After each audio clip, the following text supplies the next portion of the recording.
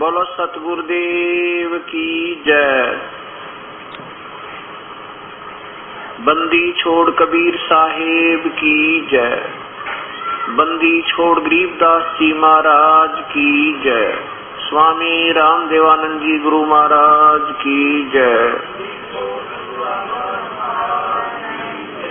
सर्व संतों की जय, सर्व भक्तों की जय, धर्मी पुरुषों की जय। श्री काशी धाम की, श्री छुडानी धाम की जय, श्री करौथा धाम साही गरीब नमो नमो सतपुर सको नम शिकार गुरु की नहीं सुर नर मुनि जन साधवा संतों सर्वस दीनहि सतगुरु साहेब संत सब डंडो तुम परणो। आगे पीछे मध्य हुए तिनको जा कुर्बान निराकार निर्विषम काल जाल भय भंजन निर्लेपम निज नीर गुणम अकल अनुप बेसुन धुनम सोहम सुरति समाप्तम सकल समाना नीरतल उज्ज्वल हिरंबर हरदमम बेपरवा था है वार पार नहीं मध्य तम गरीब जो सुमर सिद्ध होई गणनायक गलताना करो अनुग्रह सोई पारस पद परवाना आदि गणेश मनाऊं गणनायक देवन देवा चरण कमल लोलाऊं आद्य अंत करु सेवा परम शक्ति संगीतम रिद्धि सिद्धि दाता सोई अविगत गुण अतीतम सत्य पुरुष निर्मोही जगदम्बा जगदीशम मंगल रूप मुरारी तन मन अर्पो शेषम भक्ति मुक्ति भंडारी सुर नर मुनि जन ध्यावे ब्रह्मा विष्णु महेशा शेष सहस मुख गावे पूजय आदि गणेशा इंद्र कुबेर सरीखा वरुण धर्म राय ध्यावे समर्थ जीवन जी का मन इच्छा पल पावे 33 कोटि अदारा ध्यावे से 88 उतर भव जल पारा कट है यम की फांसी 33 कोटि अदारा ध्यावे से 88 उतर भव जल पारा कट है यम की फांसी। कर जोरूं विनती करूं दरूं चरण पर शीश गुरु राम देवानंद जी महाराज ने दियो नाम बख्शीश। कोटि कोटि सजदा करूं कोटि कोटि प्रणाम चरण कमल में राखियो मैं बांधी जाम गुलाम। अवगुण किए तो बहुत किए करत न मानी आर बावे बंदा बख्श दियो बावे गर्दन उठार।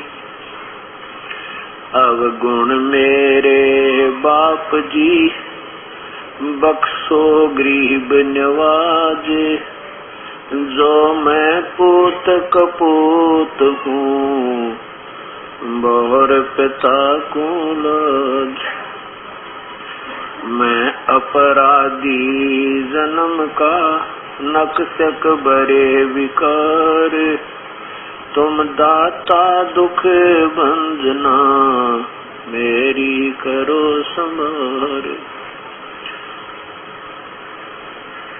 पूर्ण ब्रह्म करे पानिदान सुन के सो करतार गरीब दास मुझ दीन की रखियो बहुत संभार।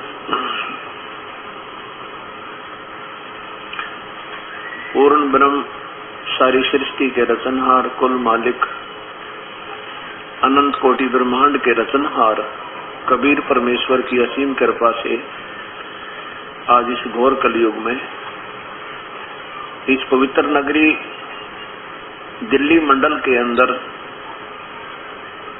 ये 6 अप्रैल सन 2004 से सत्यनारायण कथा प्रारंभ हुई। जिस नगरी के पुण्य उदय होते हैं उसमें ऐसे शुभ समागम शुरू हुआ करते हैं, और जिन पुण्यात्माओं को ऐसे शुभ समागमों में आने का सुअवसर प्राप्त होता है वो बहुत ही पुण्यकर्मी प्राणी होते हैं। कहा है सकल पदार्थ है जगमाई पर कर्महीन नर पावे नहीं। असंख्य युग बीत गए हमने यही काम करते करते, हम ही मर जाते हैं लेकिन ये काम समाप्त नहीं होते। एक सत्संग में आने में रुचि नहीं बनती तो हमारी कर्महीनता है, कुछ ज्ञानहीनता है। हम सोचते हैं कि कहीं हमारा आज का काम खराब ना हो जाए, नौकरी पर ना जाऊं तो तनख्वाह कम हो जाए, व्यापार में ना जाऊं तो घाटा पड़ जाए, मजदूरी ना करूं तो आज के 100 रुपये चले जाएंगे। ये हमने जब ज्ञान होगा जब हम सत्संग में आएंगे। ऐसे एक भक्त से दास ने प्रार्थना की, क्या वो रिक्शा चलाया करता और हमने गाय भैंस रखी हुई थी, उसके लिए मैं कुछ बिनौड़े लेने गया था। मेरे पास स्कूटर था और रिक्शा में वह बिनौड़े डाल दिए और उसको साथ साथ में स्कूटर पर चल रहा था। तो मैंने उसको काफी समझा भी दो, भगवान का भजन करा करो, ऐसे वहां सत्संग है, सत्संग में आइयो। जब ये दास सत्संग नहीं करता था तो रिक्शा वाला कहता है जी पेट क्यों कर भरेगा, कैसे भरेगा अगर मैं सत्संग में आऊंगा तो। बच्चे भी हैं, मजदूरी करके खाना करके ही तो खाना पड़ता है। मैंने कहा भी दिन में मजदूरी कर ले, शाम में आ जाना, रात का भी सत्संग होता है। बोला क्या रखा है जी, किसने देखा भगवान, टाइम कौन लगता, मुझे समय नहीं लगता। 2-3 बार प्रार्थना की, आखिर नाराज हो गया। कहने लगा जी मैं नहीं आ सकता, समय नहीं मेरे पास सत्संग आने का। अच्छा भाई, अब क्या हुआ उसके साथ, वही रास्ते में एक छोटी सी नाली थी, जैसे पानी निकालने की होती घरों की, वो दूसरी गली में चला गया गलती से। मैं एड्रेस बता के आगे आ गया था अपने घर पर। वहां क्या हुआ, उस नाली में रिक्शा का झटका वटका लगकर पहले तो रिक्शा पड़ी, उसके पैर के ऊपर दोनों बोरी रिक्शा दोनों पड़ गई और टांग टूट गई। टांग टूट गई तो पता लगा भी वो रिक्शा वाला ऐसे चोट लगी, वो आपका बिनौले लेकर आया था, दूसरी गली में चला गया गलती से। उसको उठा के लाए, फिर उसकी वो प्लस्तर करवाया। अब वो अपने घर पर भेज दिया उनके पे। अब वो 3 महीने खाट पर बैठा रहा, और जब 10 में 1 घंटा 2 घंटे 4 मतलब 1 दिन भी परमात्मा के लिए नहीं था, वह मजदूरी भी गई और वह चोट लगी न्यारी और साथ में पैसे लगे। तो जब हमने ये समझ में आ जाएगी कि परमात्मा की शरण में जाने से ऐसी घटनाएं भी टलती हैं और परमात्मा राजी हो जाए तो हमारे सारे काम भी ठीक हो, भविष्य भी अच्छा हो। और इसी भूल को करके हम परमात्मा से दूर होते जा रहे हैं, और जिसके कारण हम दुख पर दुख हमें और ज्यादा हो रहा है। इसलिए परमात्मा कबीर परमेश्वर अपनी कृपा से शुभ समागम किसी पवित्र क्षेत्र में करवाते हैं, हमारे जैसे दास की ड्यूटी लाके, और आप जैसी पुण्यात्माओं को अपने मूल ज्ञान का, अपने मूल स्थान का, वास्तविक कर्म का ज्ञान कराने के लिए। परमात्मा बहुत दयालु है। वो परमेश्वर कबीर साहब वो कुल मालिक है, सारी सृष्टि का रचनहार है, वो बड़ा दयालु है और हम सभी उसी की आत्मा है। अब हम इस काल का फंस गए, इस ब्रह्म का, और इसने हमारे साथ बड़ा बदसलूक किया हुआ है। हमारे को अपना मूल पिता भी बुला दिया, ज्ञान सारा अधूरा करवा दिया, अपने अनजान संतों के अंदर स्वयं प्रवेश करके। और असंग जन्म हो गया हमने जन्मते और मरत्या ने, असंग जन्म हो गया इन संतान संपत्ति की, ऐसे ही हम सुरक्षा करते हैं। और ना संतान रहती है हमारे साथ, ना संपत्ति रहती है, और एक सेकंड में मर जाते हैं, फिर ना जाने क्या हो जाता है।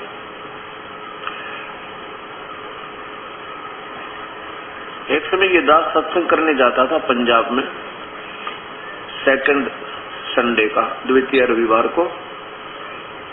तो वहाँ हमारे सेवकों ने, वहाँ हमारे गुरुदेव का एक आश्रम बना हुआ है। गुरुदेव जी के शरीर सतलोक गमन करने के उपरांत इस दास ने कि वहाँ उन संगत की प्रार्थना पे ड्यूटी लगी थी सत्संग करने की। तो वो सेवकों ने कहा, अपने एक रिश्तेदार आ गया उनका, और उसको कहा कि आप कल सत्संग सुन के जाना। शुक्रवार को आया था, वो शनिवार को जाने लगा। तो उन्होंने कहा कि आप कल रविवार है और 10 से 12 सत्संग होगा, आप सत्संग सुन के जाना। तो कहता जी सत्संग तो हम सुनते हैं, वहाँ टीवी पर भी सुन लेते हैं, ऐसे भी जाता रहता हूँ मैं सत्संग को तकरीबन। तो हमारे सेवकों ने कहा कि सत्संग बहुत सुने होंगे, परंतु आपने ये सत्संग और सुन लो एक बार। तो उसको नहीं समझ में आई, कहने लगा नहीं मुझे बहुत आवश्यक कार्य है, मेरा चंडीगढ़ जाना है। मैंने पंजाब की बात है, तलवंडी भाई पंजाब में, फिरोजपुर जिला से। वो कहने लगा मैंने चंडीगढ़ जाना है और वहां पर मुझे बहुत आवश्यक कार्य है, किसी पार्टी से मेरा कांटेक्ट होना है और उसमें उस अनुबंध में मुझे लगभग 5 लाख रुपए का बेनिफिट होगा। और वो संडे को आएंगे, संडे को 1 बजे आना उन्हें, रविवार को 1 बजे आना है। तो हमारे सेवकों ने कहा कोई बात नहीं, 10 से 12 सत्संग सुनो, उनको फोन कर देंगे, 2 घंटे इंतजार कर लेंगे कि ऐसी बात है। और आप 10 से 12 सत्संग सुनोगे तो 2-2.5 घंटे में चंडीगढ़ पहुंच जाओगे, 2-2.5-3 बजे तक पहुंच जाओगे, क्या बात है। नहीं माना, कहने का भाव ये है, नहीं माना। कहने लगा आपको क्या मालूम मेरे व्यापार का। चल पड़ा। अंबाले के पास आके एक बजरी का ट्रक खड़ा था, उसके पिछला कोई डिफेक्ट हो रहा था, पिछले चारों टायर निकाल रखे, पिछले नीचे जैक ला रखा था, और बजरी से भरा हुआ लोडी ट्रक, मारुति कार में पूरा परिवार, पूरी स्पीड में मारुति उस ट्रक के नीचे घुस गई और जैक हटके ऊपर गिर गया। एक सारे के सारे समाप्त हो गए। अब सर पर धर ले उस 5 लाख रुपया ने। क्या बताते हैं कबीर परमात्मा, कहते हैं राम नाम कड़ुआ लगे, राम नाम कड़ुआ लगे, ये मीठे लग दाम, दुविधा में दोनों गए, भाई माया मिली ना राम। अगर वो सत्संग सुन लेते तो शायद यह दुर्दांत घटना न घटती, क्योंकि परमात्मा की शरण में आने से आई टला बला और जय मस्तक में सूड़ी होगा कांटे में टल। हम परमात्मा के संविधान से बहुत दूर हो गए, और जिनको किसी देश के संविधान का ज्ञान न होता वही लोग दोष वही करते हैं, वो लोग वही पाप करते हैं, वही कानून भंग करके सजा पाते हैं। इसलिए हम परमात्मा के संविधान से दूर होने से दोषी होते जा रहे हैं, और डर नहीं लग रहा हमने जो हम क्रिया कर रहे हैं ये शास्त्र विरुद्ध है, कानून के विरुद्ध है, तो हमें इसकी सजा भी उठानी पड़ेगी। इसलिए परमात्मा कहते हैं, कबीर परमेश्वर कहते हैं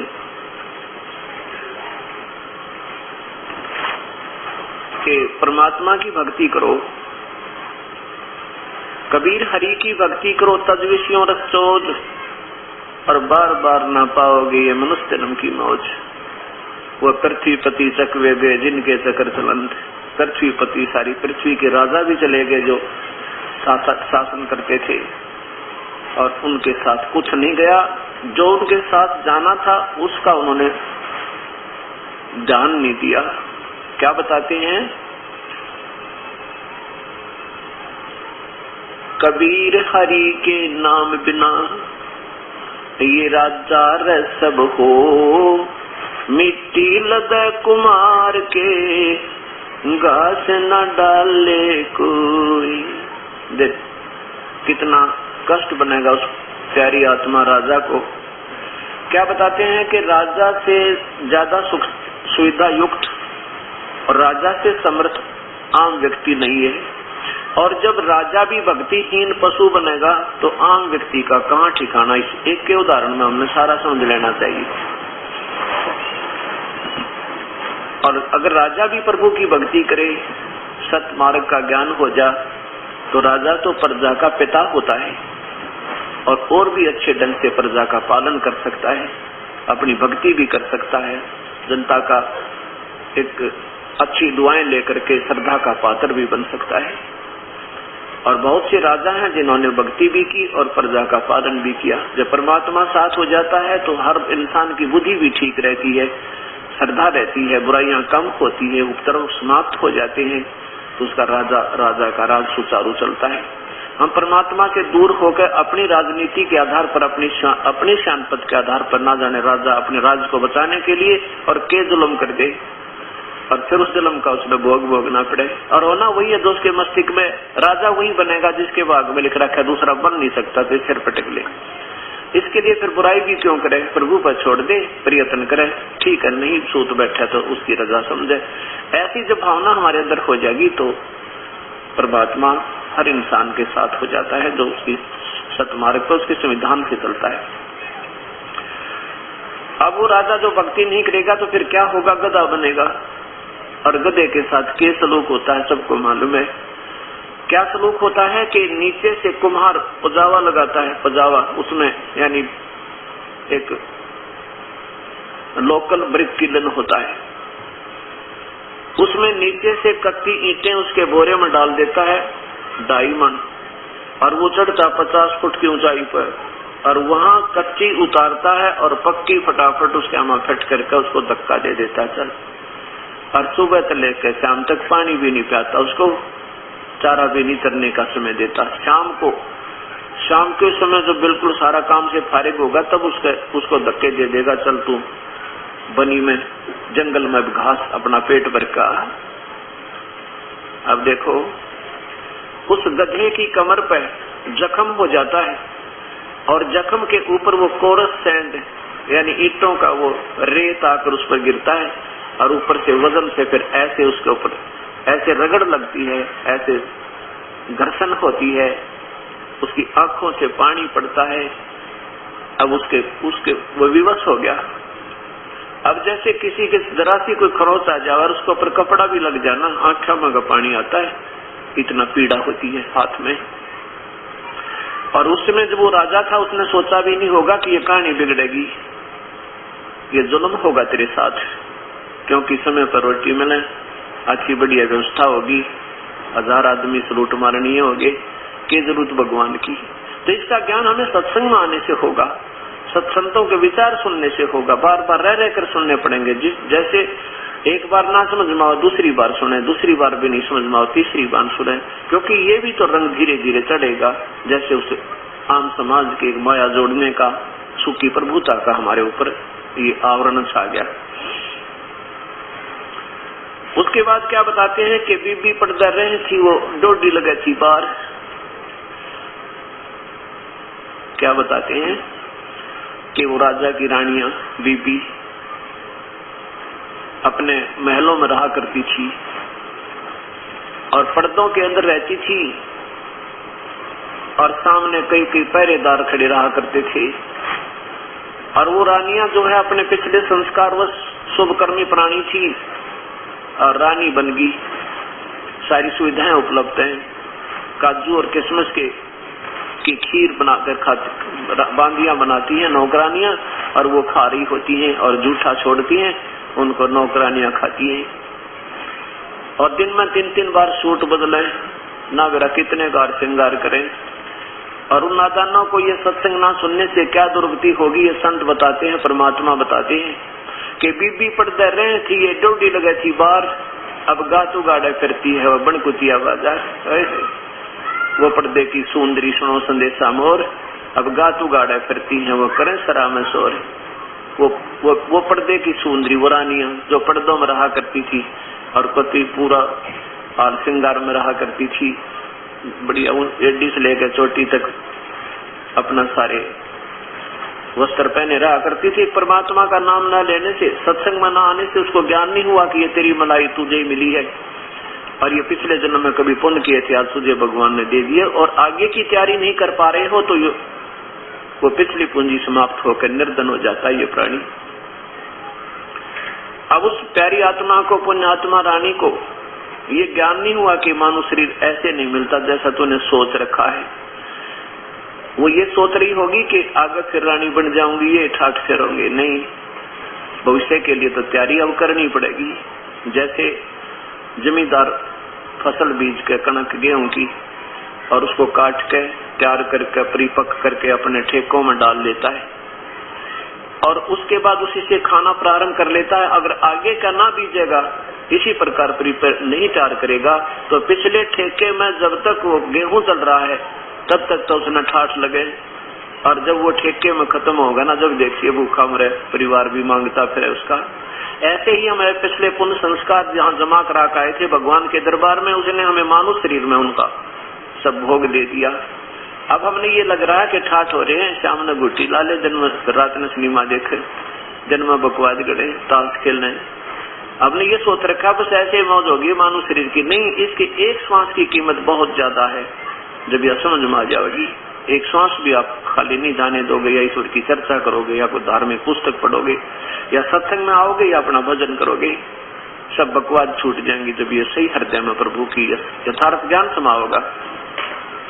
तो क्या बताते हैं परमात्मा, फिर वो कुतिया बन गई वो रानी, और धर्मशालाओं में, सराय में जाती है वो कुतिया, नी वस्त्र फिर रही है। अब उसने कौन साड़ी पहनावे, समय पर टूक नहीं, और सराय में यानी धर्मशालाओं में जाती है। वहां अतिथि लोग रास्ते चलते आकर रुका करते थे, वहाँ खाना खाते थे। आध घंटे तक वो खाना खाने वाले के मुख की तरफ देख रही है वो रानी, जो काजू की खीर खाया करती थी और जूठी चढ़ा करती थी। एक प्रभु याद ना करने से अब एक टूक के लिए तरस रही है, ग्रास के लिए तरस रही है, और खाने वाले के मुंह की तरफ देख रही है। अब वो खाने वाला अपने मुंह में डाला, वो सोचा तेरी तरफ आओगा, और वो भी लास्ट में कोई भगवान आत्मा छोटा सा ग्रास डाल भी देता है तो 10 ग्राम रेता, बालू रेत वो साथ खा रही है वो राजा की रानी। ये संतों के विचार प्रभु की दी हुई का ज्ञान है। इसको ऐसा वैसा नहीं हमने सोचना चाहिए, क्योंकि हम ये सोचते हैं किसने देखा आगे का वही जिन्होंने दिखाई देता था उन्होंने तो आगे का बता दिया, भविष्य का। अब अंधे ने क्या पता आगे क्या है, तू किधर जा रहा है, आंखों वाले बताओ। आंखों वाले जैसे कोई सूरदास जा रहा था किसी रास्ते से, कोई आंखों वाला आ गया, कहने लगा भाई सूरदास, ए ब्लाइंड मैन, तू कहाँ जा रहा है, इधर, ये तो रास्ता बहुत खराब है, इधर मत जाइए, तो बहुत भयंकर बियाबान यानी जंगल है, इसमें बहुत खूंखार प्राणी रहते हैं, तुझे मार डालेंगे, खा लेंगे, और इस जंगल में घुस जाता तुझे रास्ता नहीं मिलेगा, तो पटक कर मर जाएगा। अब वो अंधा कहे किसने देखा है, देखी जाएगी, या कोई बात हुई, अंधे ने दिखा नहीं, आंखें वाले की मानने नहीं तो मर कुएं में पड़ गए।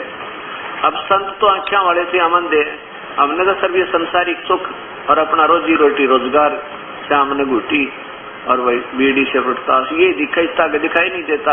और संतों की आंखें थी, उन आगे क्या बता रखा, बेटा ये भक्ति नहीं करोगे तो बहुत भविष्य में तुम्हारी हानि होगी और बहुत कष्ट आएगा तुम्हारे पे। तो हमने उन आंखों वाले महापुरुषों की बातों को मानने में फायदा है।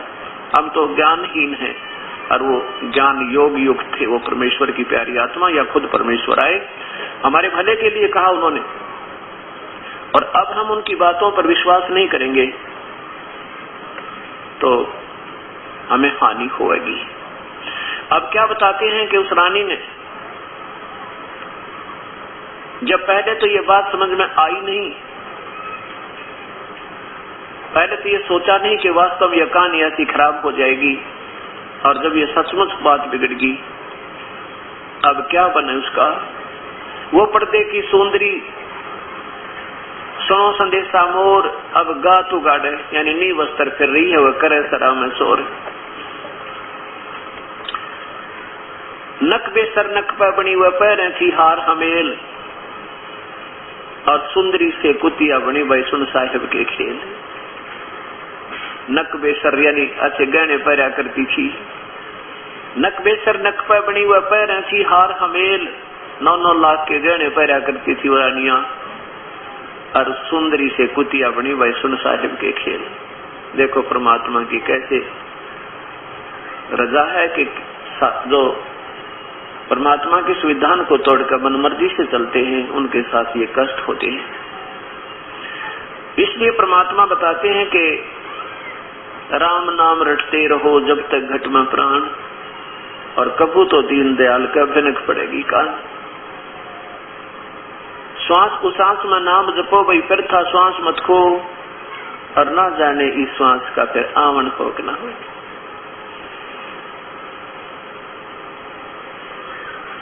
अब प्रसंग चल रहा है कि भगवान की भक्ति करो, प्रभु को याद करो। वो परमात्मा कौन है जो भक्ति करने योग्य है, और वो विधि कौन सी है जो शास्त्र अनुकूल है। अब 4 दिन के सत्संग में आपको यही फैसला होगा। जिन पुण्यात्माओं को 4 दिन का सत्संग श्रवण करने का शुभ अवसर प्राप्त होगा, धन भाग हो जाएंगे वो, उनकी कई पीढ़ी तक का सुख होगा। अभी तक हमारे पास ये सत्ज्ञान नहीं पहुंचा, जबकि हमारे शास्त्रों में पहले विद्वान है ये, और इसके विपरीत दंत कथाएं बनाने वाले महापुरुषों ने अपना भी जीवन खोया और साथ में इन प्यारी आत्माओं को गुमराह करने के दोषी और बन गए। अब वो परमात्मा पूर्ण ब्रह्म है जिसकी भक्ति हमने करनी चाहिए। जैसे आपने कल के सत्संग में सुना था कि वो परमात्मा कैसा है, वो आकार में है और मनुष्य जैसा है, और उसी परमात्मा के शरीर से तेज निकल रहा है, प्रकाश निकल रहा है। कल आपने चारों पवित्र धर्मों के पवित्र शास्त्रों में ये प्रमाण मिला कि वो परमात्मा सहशरीर है, मानव सदृश है, उनका तेजो में शरीर है, उसका नाम कबीर है। अब ये तो शास्त्रों ने बता दिया कि परमात्मा कोई पूर्ण ब्रह्म है जिसने सारे ब्रह्मांडों को रचा और 6 दिन में सृष्टि रची, 7वें दिन तख्त पर अपने मूल स्थान सतलोक में चला गया, और वो कबीर नाम है उसका। अब ये बात की रहा कि वो कबीर क्या यही है जो काशी में आया था दुल्हा बन के? हाँ, ये वही है। अब इसके लिए प्रत्यक्षदर्शी संत जिन्होंने आंखों देखा उस प्रभु को, जिन्होंने प्राप्ति हुई सतपुरुष की, कल आपके सामने पवित्र आत्मा आदरणीय श्री गुरु नानक देव जी ने आंखों देखा हाल अपने परमेश्वर कबीर साहब का। जब सचखंड में देखा सतलोक में उस परमेश्वर को, और फिर काशी में देखा था उस दुल्हा का काम करते हुए खड्डी में बैठ के, जब कहा था ये फाई सूरत मलुक की वेश, ये वही परमात्मा जो मैंने सतलोक में देखा था। और वहां मेरे पास जब ये गया था बेई नदी पर, वहां इसने जिंदा रूप बना रखा था, जिंदा महात्मा का, और यहाँ पर इसने अपनी साधारण वेशभूषा जैसे बनारस के लोगों की होती है, धोती और कुर्ते में बैठ कर अपनी फाई सूरत, जो कि तो वही सूरत है, वही भगवान है ये। और मलुक की वेश, जिस मुल्क में जिस क्षेत्र में जाता है ये वैसा वेश बना लेता है, और सतलोक में जब पहुंचा तो वहां तेजो में शरीर बना लिया इसने।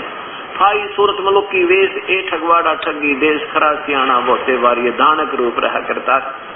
कल आपने पवित्र गुरु ग्रंथ साहिब के अंदर उस पवित्र आत्मा की अपनी आंखों देखी वाणी का दर्शन भी किया और साथ में श्रवण भी किया।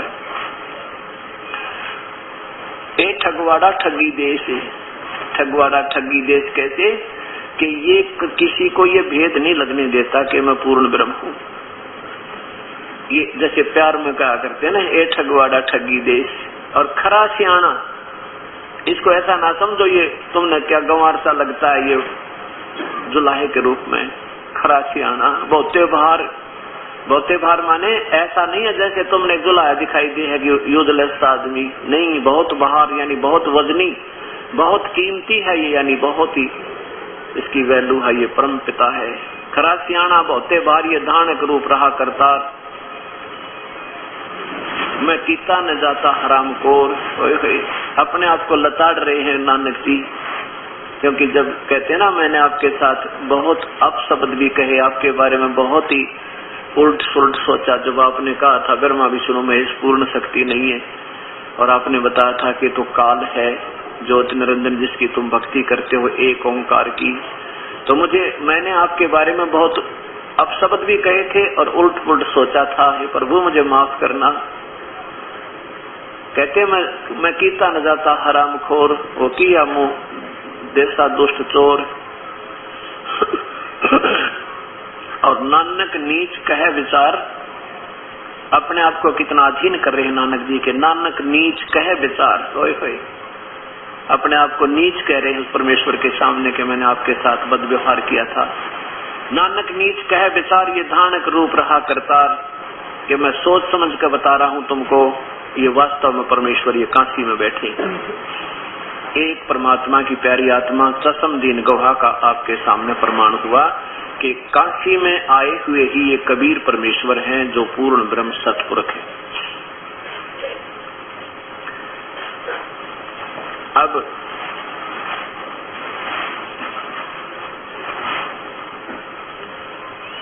उसके साथ साथ आपको और प्रमाण देते हैं।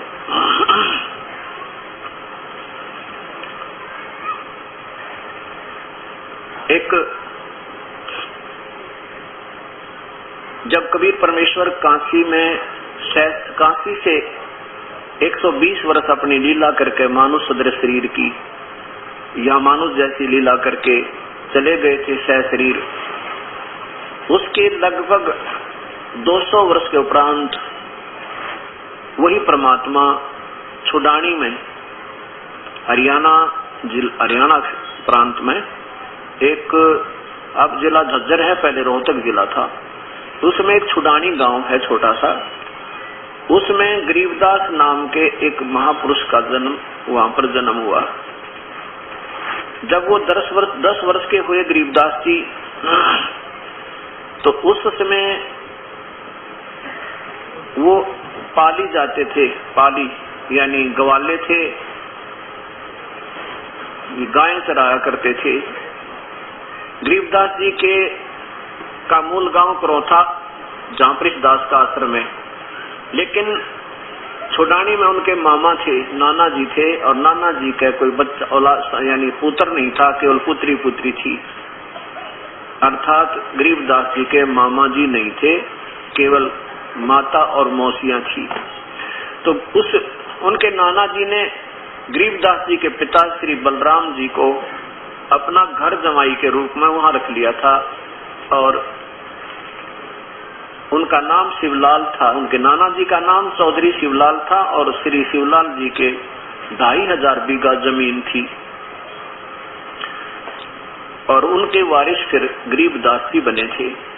तो जब वो छोटे से थे 10 वर्ष के, सन 1717 में गरीबदास जी का जन्म हुआ, आविर्भाव हुआ, और सन 1727 की बात है जब ये परमेश्वर का वहां पर कबीर परमेश्वर का दर्शन हुआ, प्रत्यक्ष रूप में, मनुष्य जैसे रूप में, ज्यों का त्यों। ये गरीबदास जी और साथ 10 वर्ष के, और साथ में अन्य कुछ बड़े बड़े पाली गवाले भी वहां सामूहिक रूप से गायें चराने जाया करते थे, और गरीबदास जी के अपने ही नाना जी के खेतों में ये गायें चरा रही थी। छुडानी से एक कबलाना गांव है 2 किलोमीटर की दूरी पर, उसमें को रास्ता जाता था कच्चा, उस रास्ते के ऊपर ही एक जांटी का पेड़ था, जांटी का पेड़, और फागुन सुदी द्वादशी की बात है, फाल्गुन सुदी द्वादशी, वहां वो गायें चरा रहे थे। दोपहर का समय था, 10, 11, 12 बजे का समय था। तो वो पालीगण इकट्ठे होकर के उस जांटी के पेड़ के नीचे बैठे थे, गायें कुछ बैठी थी, कुछ चर रही थी। उसी समय वो परमेश्वर पूर्ण ब्रह्म आए और उनको आकर के राम राम कहा। सब पालियों ने कहा आओ राह चलते, राम राम, बैठो बाबा जी। उसमें भी उस परमेश्वर का स्वरूप जिंदा महात्मा के रूप जैसा था। जिंदा महात्मा, मुसलमानों में एक जिंदा महात्मा होते हैं, ऊपर एक टोप सा बनाते हैं, ऐसे गोल गोल चोटे का, लंबा सा चोटा होता उसका टोप का, और एक ओवरकोट होता बिल्कुल जैसे ये कमीज सा पहन रखा है काले रंग का, और एक ही होता नीचे तक, बस वो पहना होता, उसको जिंदा महात्मा कहते हैं। उस जिंदा महात्मा के रूप में वो पालियों के पास, ग्वालों के पास आकर खड़े हुए परमेश्वर।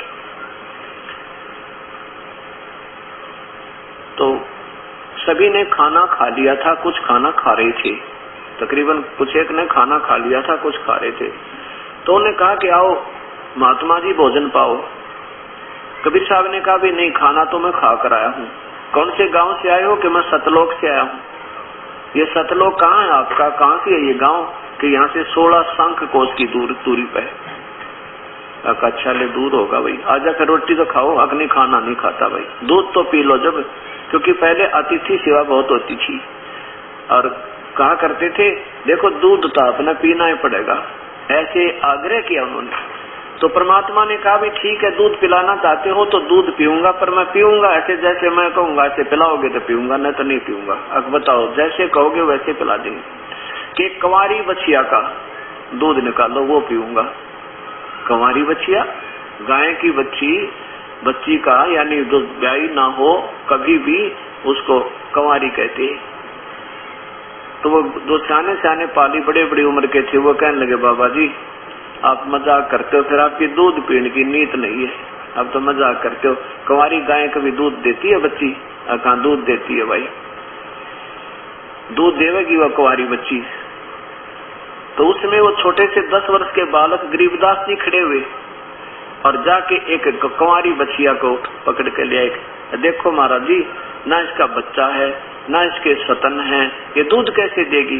कबीर साहब बोले कि जो तुम्हारा ये पानी वाला पात्र है ना, इसको खाली करो और इसके नीचे रख और देख बताऊं कैसे दूध देगी। अब जो ही उसने गरीबदास जी ने वो पात्र उसके सतन के नीचे कर दिया, बच्चा था जैसे बच्चे की तरह चाह सा सकता है, और परमात्मा ने कबीर साहब ने ऊपर थपकी लगा दी उस गाय की कमर पे। इतने लंबे लंबे सतन हो गए, दूध सरवन लग गया उसमें से, और जब वो पात्र भर गया दूध बंद हो गया।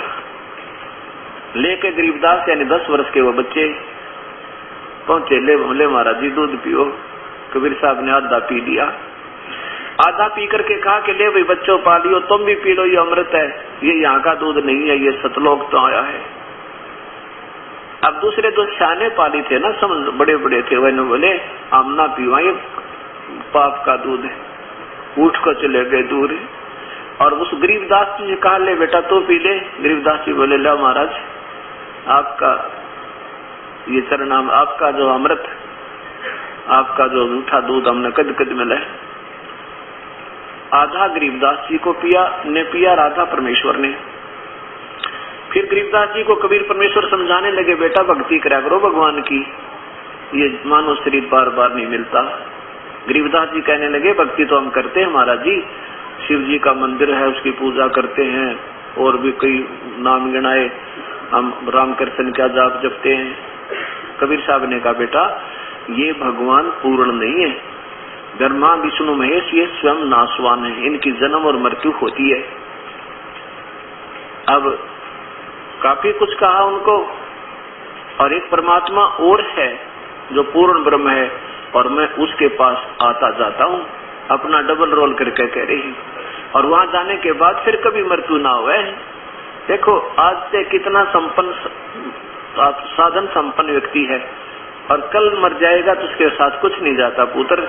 असंग जन्म हो गए ये जन्मते और मरत्या ने, असंग जन्म हो गए जन्मते और मरत्या ने, अभी तक ये जीव का कल्याण नहीं हो पाया। और कितना कष्ट है, किसी की टांग कटी हुई है, किसी की आंखें फूटी पड़ी है, किसी को कोड लगा हुआ है, किसी का बेटा मर गया, किसी की बेटी मर गई, किसी को व्यापार में घाटा, रात में नींद नहीं आती। तो पुत्र ये कोई जीवन है? यहाँ का एक ऐसा स्थान है जहाँ पर जाने के बाद कभी जन्म मृत्यु नहीं होता, और वहाँ पर ना कोई दुख है, ना कोई कष्ट है, ना कोई मृत्यु है। इतना सुंदर शरीर मिलेगा, वहाँ परमात्मा के दर्शन होते रहते हैं, इतना प्यार से प्राणी रहते हैं, कोई मुकदमा नहीं, कोई लड़ाई नहीं, कोई झगड़ा नहीं, और ना ही कितब पाली जाना, क्योंकि पाली ना दुख बहुत होया करे। तो कहने लगे हे भगवान, फिर वो कहाँ वो भगवान, कैसे जाया जा सकता है वहाँ पे? कबीर साहब बोले मैं मंत्र दूंगा उसके पाने का, और उसका जाप किया करिए बेटा, फिर जब तेरा पूरा समय होगा ना इस मानव शरीर का, फिर तू मेरे वहां पहुंच जाएगा वहीं पर, और मैं तुझे लेने आऊंगा। फिर गरीबदास जी कहने लगे मुझे एक बार दिखा दो बाबा जी वो स्थान, फिर मेरा विश्वास हो जाएगा। कबीर साहब बोले अच्छा तो पहला तुझे दिखाता हूँ, बैठ जा। तू बैठ गया अपना, कहने लगे ले मंत्र जाप करिए, नाम दे। पहला नाम दिया, जलपान जैसे दूध के साथ वो पेय पदार्थ के साथ दिया जाता है, और कहने लगा अब चल मेरे साथ। शरीर वहीं छोड़ दिया, आत्मा निकाल ली, ब्रह्मा का लोक दिखाया, विष्णु का लोक दिखाया, शिव का लोक दिखाया, धर्मराज का लोक दिखाया। फिर ये काल दिखाया कि देखो बेटा ये काल बैठा, जिसको ये निराकार मान्य चारों धर्म, ये तीनों धर्म जो है ना, जिसको पहले चौथा धर्म नहीं था बाद में बना, ये तीनों, हाँ चारों धर्म बन चुके थे उसमें। हाँ कहते चारों धर्म अब जिसको निराकार मानते हैं, ये दिखाओ, आपको दिखाता हूँ। ये बैठा वो काल ज्योति नरेंद्र, जिसको ओंकार कहते हैं, जिसी को मुसलमान बेचून कहते हैं और ईसाई उसे फॉर्मलेस गॉड कहते हैं, आकार रहित तो भगवान। ये देखो ये बैठा आकार में, और जैसे अर्जुन को दिखाया था उसने अपना रूप, ये वही काल है, ये बैठा यहाँ पर। और ये तपस्शिला दिखाई, देखो बेटा यहाँ पर 1 लाख प्राणियों को, मानव शरीरधारियों को रोज खाता है, यहाँ पर भू निकाइए। इसके लिए इसने अपने तीनों पुत्रों ब्रह्मा विष्णु में इसकी ड्यूटी ला रखी है। ब्रह्मा शरीर पैदा करवाओ बच्चे, और विष्णु जी यहाँ पर सती थी प्यार, इनमें एक दूसरे में मोह ममता पैदा करके रोके रखे, और शिव जी मार कर यहाँ भेज देता है। और फिर वहां जब जाते हैं तो ये काल बैठा है अंतिम स्थल पर। कहाँ पर? बिल्कुल 21वें ब्रह्मांड के अंत में। ये देखिएगा, ये काल यहाँ बैठा है 21वें ब्रह्मांड के आखिर में। ये ज्योति निरंजन काल के 21 ब्रह्मांड का लघु चित्र, ये तपस्शिला है, और ये काल यहाँ बैठा है इस स्थान पे। और यहाँ आता है, इस बहुत बड़ा क्षेत्र है ये, बहुत बड़ा। और यहाँ बैठा है इस द्वार के ऊपर। ये 11वां द्वार है। ये अभी तक हमने 10वां द्वार का जो है ना रट लगा रखी थी, ये 11वां द्वार है। यहाँ ये काल बैठा है, और यहाँ जब ये किसी को नहीं जाने देता, इसको इतना भय रहता है कि कोई निकल ना जाए, इसने रोक रखा, जैसे पशु रोक लिया करते हैं। और जब परमात्मा कबीर साहब के सतनाम, सच्चे नाम का, सतनाम कोई जाप नहीं है, उस वास्तविक मंत्र का जाप जिस प्राणी के पास है, तो वो इसके सिर पर पैर रख के काल वहां जाते ही उस मंत्र के सामने, जिसके पास सही मंत्र है उस मालिक का, इसका सिर नीचे हो जाता है। कबीर परमात्मा के सामने जाते ही उसका काल का ऐसे सिर नीचे हुआ, और कबीर परमात्मा ने और गरीबदास जी ने उसके सिर पर पैर रखे, और इस अब नीचे ऐसे सिर पर पैर रखे, और फिर इस दुर्सुराग को पार करके सतलोक गए।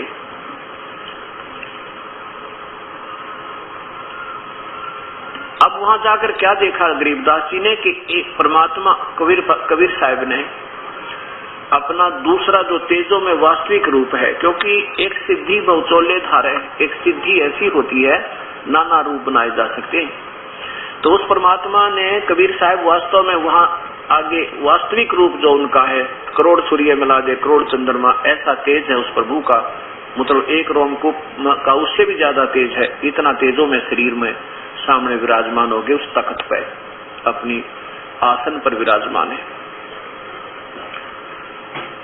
और दूसरे रूप में जिंदा महात्मा वाले रूप में गरीबदास जी के साथ जा रहे हैं, वो छोटे से बच्चे के साथ। और क्या देखा वहां जाकर के कबीर परमेश्वर ने चवर उठाया और अपने ही दूसरे उस तेजों में शरीर पे ऐसे चवर करने लगे प्यार से, श्रद्धा से। अब गरीबदास जी ने सोचा कि भगवान तो यो है जो तख्त पर बैठा है, और ये बाबा जी तक कोई इसका सेवक होगा जो इसकी सेवा कर रहा है। इतने में क्या हुआ कि वो तेजों में शरीर खड़ा हुआ और जिंदा वाला शरीर तख्त पर विराजमान हुआ। और वो जो तेजों में शरीर था प्रभु का, वो अपने ही दूसरे स्वरूप जिंदा वाले रूप पर ऐसे चवर कर रहा है जैसे सेवक सेवा करे। अब गरीबदास जी ने सोचा भी भगवान इस बाबा जी पर सेवा कर रहा है, क्या बात है।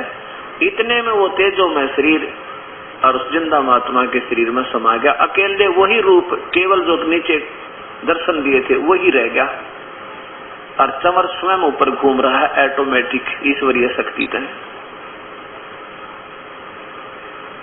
अब गरीबदास जी को ये सब कहानी बताई परमात्मा ने, बेटा तुम मेरी आत्मा हो और तुम अपनी गलती से काल के साथ चले गए।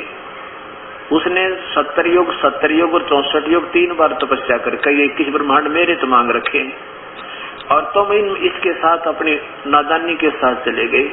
मेरे से तुम दूर हो गए, तुम मेरे बच्चे हो, मेरी आत्मा हो, चाहे कोई हिंदू है, चाहे मुसलमान, चाहे सिख या ईसाई, ये सब मेरे बच्चे हो। और काल तुम्हें नारे नारे करके आपा लड़ा रहा है ये डिवाइड एंड रूल करके तुम्हें दुखी कर रहा बेटा, अपनी भक्ति करके तुम मेरे पास आ जाओ।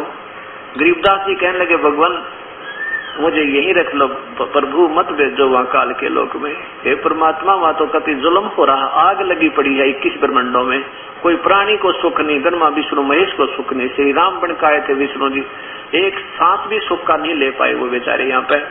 और श्री कृष्ण आए थे वही विष्णु अवतार, सारा जीवन दुख में रहा उस प्यारी आत्मा का। कैद में जन्म हुआ, मामा दुश्मन हो गया, कभी शिशुपाल मारे, कभी चाणूर मारने आवे, कभी जरा सिंह के साथ लठम लठा, अंत में फिर पारदी से मारा गया, आपस में कट कर मर गए, 56 करोड़ यादव का विनाश हो गया। हे भगवान वहां ना भेजो, मुझे यही रख लो। तब कबीर परमेश्वर ने कहा देखो बच्चा ऐसे नहीं रख सकते हम, तुम स्वेच्छा से वहां गए हो और तुम्हारे ऊपर काल का ऋण गना हो गया, असंख्य योग हो गए, तुमने उसके उस जहाज में घूमते नहीं, क्योंकि ये पृथ्वी भी एक जहाज की तरह घूम रही है और इस पर हम बैठे हैं, उसी का दिया हुआ सफल आहार अनाहार जल पान और जितनी वायु का सेवन हम उसी की कर रहे हैं। और हम छोटा मोटी साधना करते हो तो वहाँ स्वर्ग में खा करके उसको जीरो हो जाते हो। ऐसे तो मृत्यु और जन्म के चक्कर में पड़े हुए हो। वापस तुझे जाना होगा और मैं तुझे सतनाम दूंगा, बाद में आऊंगा 4 महीने पीछे या 6 महीने के बाद तुझे सतनाम दूंगा। ये तो पहला मंत्र जाप कर और फिर तुझे सारनाम दूंगा बेटे, तेरे ऊपर हरदम पंजा रखूंगा अपना, और तू आप भी भक्ति करना और सारे औरों को भी बताना, और फिर पूरी कमाई करके उसका ऋण मुक्त होकर तू यहाँ आ सकते हो, नहीं तो यहाँ रख नहीं सकता मैं तुम्हें, ये नियम है। उधर से क्या हुआ, गरीबदास जी तो अपने परमात्मा के चरणों में जा गए हुए हैं। उधर से जब काफी देर होगी, वो गरीबदास जी का शरीर, वो 10 वर्षीय बच्चा ऐसे बैठा है, आंखें खुली हैं लेकिन बैठा है जो का तो शरीर समाधि की तरह। तो कुछ जो दूसरे पाली थे उन्होंने 1-2 घंटे पाछे देखा कि ये उठ नहीं रहा, क्या बात है। जाकर वो आकर कहने लगे भाई खड़ा हो, क्योंकि वो लड़की का लड़का था। कोई भांजा कह रहा है, कोई गरीबू कह रहा है, कहते गरीबू खड़ा हो और तेरी बारी आ गई गाय घेरने की। अब नहीं बोला, एक बार आवाज लगाई, 2 बार, फिर पकड़ के हिलाया, कहने लगा खड़ा हो भगत जी, उठेगा कि नहीं आज तू। अब ऐसे हिलाया तो वो लो डग गया, क्योंकि उसमें आत्मा तो थी नहीं, केवल कवर था। अब उनको वो भय हो गया कि तो मर गया भाई। मर गया किस कारण से, क्योंकि इसने जो है वो जंतर मंत्र का दूध पी लिया, इसलिए मर गया। अब गांव में भागे आए, गांव में आके बता लड़की का लड़का मर गया, लड़की के लड़के की मृत्यु होगी। रानी नाम था, श्रीमती रानी नाम है उसका माता जी का, और वो अकलौते पुत्र थे। 12 वर्ष हो चुके, 10 वर्ष के हो गए थे, वो भी 12 वर्ष के बाद शादी के गरीबदास जी का जन्म हुआ था। तो दोनों माता और पिता सुनकर अपने इकलौते पुत्र की मृत्यु को बेहोश हो गए, चक्कर आ गया। फिर क्या होता है कि गांव वाले वहां गए, उस 1.5 किलोमीटर की दूरी पे खेतों में, वहां से फिर उस शव को लाए, फिर उनके करोथा गांव से उनके अकीकी बुलाए, इतने वो प्रोसीजर शुरू किया उन्होंने उसके अंतिम संस्कार करने का। उधर से परमात्मा कबीर साहब फिर उनको छोड़ने के लिए वापस आते हैं तो वहां एक धर्मराज का लोक है। धर्मराज जो यहाँ सब एक ब्रह्मांड में सबका हिसाब किताब रखता है। उस धर्मराज के दरबार में जब कबीर परमेश्वर पहुंचे तो धर्मराज यानी यहाँ का ये चीफ जस्टिस एक ब्रह्मांड का हाथ जोड़ के और कुर्सी छोड़ के, चेयर छोड़ के दूर खड़ा हो गया और कहा है परवरदिगार विराजमान हो। और जैसे उच्च अधिकारी निम्न कर्मचारी पर डांट लगाता है, उसको अपने समर्थता का प्रतीक और आदेश देता है, ऐसे परमेश्वर कबीर साहब उस प्यारी आत्मा गरीबदास जी को साथ लिए उस धर्मराज को डांट लगा रहे हैं। क्या बताते हैं, गरीबदास जी ने फिर आके अपनी वाणी में बताई, आंखों देखा हाल। धर्मराय दरबार में देई कबीर तलाक, मेरे भूले चुके हंस को तुम पकड़ियो मत कजा के। क्या कहते हैं परमात्मा, धर्मराज को धमका रही है कि खबरदार हो कजा कि निकम्मी आत्मा हो, तुम काल के जाल में फंस गए और अपने आप को भूल चुके हो। अब मेरी आत्मा, मेरा हंस, जिसने मेरा सच्चा नाम पूरे संत तक प्राप्त हो, और वो भूल भटक के भी अगर कहीं और उसको तुम ले मत आना, उसका अकाउंट तुम्हारे पास, तुम उसका लेखा जोखा भी मत करना, उसको मेरे पास भेज देना। क्योंकि इस परमात्मा का एक यहाँ पर भी एक अलग से, हर ब्रह्मांड में एक राजदूत भवन होते हैं ना, जैसे प्रत्येक ब्रह्मांड में प्रत्येक देश में प्रत्येक देश का। अब ये एक ब्रह्मांड देखो, ये आपके सामने ये सत्य यथार्थ कथा आ रही है इस परमेश्वर की महिमा की, और यथार्थ भक्ति संदेश ये अब आप तक पहुंच रहा है। ये एक ब्रह्मांड है, केवल एक ब्रह्मांड, जिसमें ब्रह्मा, विष्णु और शिव केवल इन तीन लोकों पे, स्वर्गलोक, पृथ्वीलोक और पाताल लोक पर एक विभाग के भगवान है। और यहाँ एक धर्मराज का लोक है जो इन सब प्राणियों का लेखा जोखा करता है। चाहे किसी को महास्वर्ग में जाना है तो महास्वर्ग में जाओ, महास्वर्ग में अपनी कमाई खाकर फिर नरक में आओ, नरक के बाद यहाँ पर गधे और कुत्ते बनो। ये इनका procedure hard and fast rule है, ये अटल नियम है। अब यहाँ पहुंचे कबीर परमात्मा इस धर्मराज के पास जाके कहने लगे, खबरदार जब तो मेरी किसी आत्मा ने ले आया और उसका हिसाब मत करना, मान ले मेरा उपदेश ही है और उससे कोई भूल बन गई तो तुम उसका हिसाब मत करना। मेरे पास यहाँ परमात्मा का एक, इसका अपना कबीर परमेश्वर का एक गुप्त स्थल है, वहां पर ये कोई नहीं जा सकते। ये फिर यहाँ से छोड़ देते, उसका अकाउंट नहीं करते। जैसे इन्हें पता लग गया ना ये कबीर परमेश्वर का पूर्ण ब्रह्म का सेवक है, ये फिर उसका लेखा जोखा नहीं करते, उसको हाथ जोड़ लेते हैं, भाई तू जा यहाँ तक। फिर वो रियाज करता अपने परमेश्वर को, फिर ये प्यारी परमेश्वर अपने पास यहाँ बुला लेते हैं। इनको जब तक यहाँ रखते हैं उस प्यारी आत्मा को, जब तक इसका दोबारा कोई भक्ति संयोग ना हो, तब इसको फिर मनुष्य रूप में जन्म देते हैं। और फिर ये भक्ति प्रारंभ स्वयं आकर के या मेरे जैसे दास की ड्यूटी लाकर फिर इन प्यारी आत्माओं को फिर चरणों में देते हैं, इनकी फिर भक्ति प्रारंभ कराते हैं, कमाई पूरी करवाते हैं। तो यहाँ क्या कहा उसने, कबीर परमेश्वर ने जब ये कहा कि धर्मराय दरबार में गई कबीर तलाक, मेरे भूले चुके हंस को तुम पकड़ियो मत कजाक। अब धर्मराज ने क्या कहा कि प्रभु आपके हंस को हम नहीं पकड़ेंगे, लेकिन परमेश्वर मेरी एक मजबूरी है कि जो प्राणी आपकी शरण में आने से पहले जो कर्म उसने किए, उसके दोनों ही कर्मों का अकाउंट मेरे पास होता है, शुभ और अशुभ का। हे प्रभु, आपके चरणों में आने के बाद तो ठीक है, आप उनके पाप कर्मों को अक्षीण कर देते हो, लेकिन उससे पहले का जो अकाउंट है वो तो मैंने इनको सजा देनी पड़ेगी, क्योंकि मेरे कागजों में विद्यमान है मालिक, मेरी मजबूरी है, मैं क्या करूं उसमें। तो कबीर परमात्मा कहते हैं, ये कर्म बरम बरमंडे के मैं पल में करहूं नेश, नेश माने नष्ट कर दूंगा, कर्म काट दूंगा सारे इन पाप कर्मों को। और जिन हमारी दो ही देही सो करो हमारे पेश, जो जिसने मेरी दुहाई दी है कि मैं तो उनका हंस था, गलती से आ गया तेरे पास, मेरे पास पेश कर दो, तुम मत छेड़ना उसको। बोले पुरुष कबीर से धर्मराय कर जोड़े, आपके हंस को पकड़ो नहीं मुझे 2 लाख करोड़े। हाथ जोड़ कर परमात्मा तेरे हंस न मैं नहीं, आपके हंस न मैं नहीं पकड़ूंगा। अब ये नकली कबीर पंथियों के ऊपर लागू नहीं है कि देखो इन्होंने सोचा हम भी नाम ले रखा हम भी कबीर पंथी है, नहीं। जो पंथ का क्या मार्ग अर्थ होता, पंथ माने वे रास्ता, जो रास्ता परमेश्वर ने बताया अगर उसके ऊपर चल रहे हैं तो कबीर पंथी कहलाते हैं। अब आपने मान लीजिए मथुरा से दिल्ली आना है, तो हम क्या हुए, हम सफर हो गए।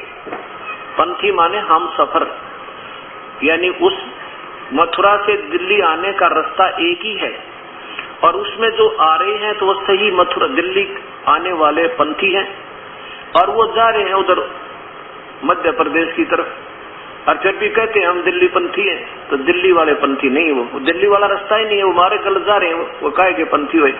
तो वो उनको भूल लगी हुई है, तो उन्होंने फिर देखना होगा कि वास्तव में हम कबीर पंथी हैं कि नहीं, कि हम कबीर साहब के बताए हुए मार्ग पर पूर्ण रूप से चल रहे हैं या नहीं चल रहे हैं। तो उसके बारे में आपने इस दास के पूरे सत्संग सुनने पड़ेंगे कि वास्तव में आप कबीरपंथी हो भी कि नहीं। ठीक है, ये तो हम मानते हैं जो कबीरपंथी हैं परमात्मा कबीर साहब को परम शक्ति तो मानते हैं, इसमें कोई शक नहीं, लेकिन उनको उस परम शक्ति से लेने का लाभ का ज्ञान नहीं, तो उस जानकारी का क्या लाभ हुआ। मान लीजिए आपको पता है कि किसी जैसे मुख्यमंत्री बहुत बड़ी शक्ति है, बिल्कुल ठीक है, मानना भी चाहिए, तो सबने मानना चाहिए, लेकिन उससे लाभ कैसे मिलेगा, उसके लिए उसका खास आदमी पकड़ना पड़ेगा जो उसको अपना लाभ दिला सके। और प्रधानमंत्री का सबको मालूम है कि बहुत अच्छी परम शक्ति है, ये तो अच्छी बात है, उसको ज्ञान अपने प्रधानमंत्री का, लेकिन उससे लाभ लेने के लिए वही व्यक्ति पकड़ना पड़ेगा जो उसका खास हो, जो वहां तक पहुंचा सके। मेरी जानकारी तो बात नहीं बने। तो ऐसे ये दास की प्रार्थना है। दास कोई किसी का दुश्मन नहीं, ना मुझे द्वेष है, लेकिन उस ईश्वर की रजा होगी मेरे पे। मैं भी आपकी तरह पहले ऐसे ही जिसने जो बताया उसकी साधना करने में आरूढ़ रहते थे और बड़ी श्रद्धा के साथ भक्ति किया करते थे। अब बबूल का बीज बीज के और उसमें पूरी श्रद्धा भी रखी जावे तो उसका यूजलेस है, आम नहीं लगे। आम ही बीज के और फिर वही श्रद्धा रखे, फिर उसका प्रतिफल सही मिले, ऐसा दास का कहने का तात्पर्य है। अब इतने में क्या हुआ,